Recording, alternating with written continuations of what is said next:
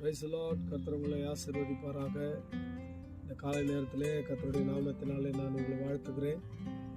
அதாவது ஒரு மனுஷனுக்கு பார்த்தீங்கன்னா உடற்பயிற்சி ரொம்ப முக்கியம் அப்படின்னு சொல்லி டாக்டர் சொல்கிறாங்க. இந்த உடற்பயிற்சி இல்லை அப்படின்னா உடம்பு நிறைய பலவீனங்கள் வியாதிகள் சீக்கிரம் மனுஷன் செத்து போயிடுவான் அப்படின்னு சொல்லி டாக்டர் சொல்கிறாரு.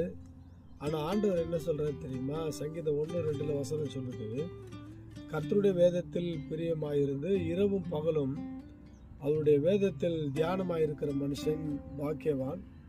அவன் நீர்க்கால்களின் ஓரமாய் நடப்பட்டு தன் காலத்திலே தன் கனியை தந்து இலை உதிராதிருக்கிற மரத்தை போல இருப்பான். அவன் செய்வதெல்லாம் வாய்க்கும் அப்படின்னு சொல்லி ஆண்டவர் சொல்லியிருக்காங்க.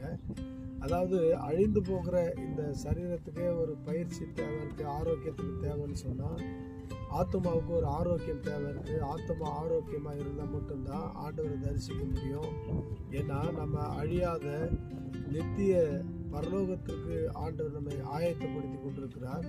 அதனால் உலக பிரகாரமான நிலையில் சரீரத்தை கட்டுக்கோப்பாக வச்சுக்கிறதுக்கு ஒரு பயிற்சி அவசியம்னு சொன்னால், அதோடு கூட ஆவிக்குரிய வாழ்க்கையில் இந்த ஆத்மாவை ஆண்டவருடைய ராஜ்யத்தில் கொண்டு போய் சேர்க்கறதுக்கான பயிற்சி ரொம்ப முக்கியம்.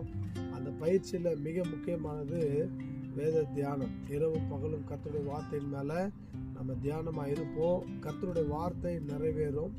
செழிப்பை தருவார், ஆசீர்வாதத்தை தருவார், நன்மை தருவார். அந்த வசனத்துடைய அந்த முடிவில் சொல்லுது, அவன் செய்வதெல்லாம் வாய்க்கும் அப்படின்னு சொல்லி. கர்த்தர் நிச்சயமாகவே நாம் செய்கிற காரியங்களை ஆசீர்வாதமாக்கி தருவார். அதுவே மெய்யான ஆசீர்வாதம். கர்த்தர் உங்களை ஆசீர்வதிப்பாராக. God bless you. ஆமென்.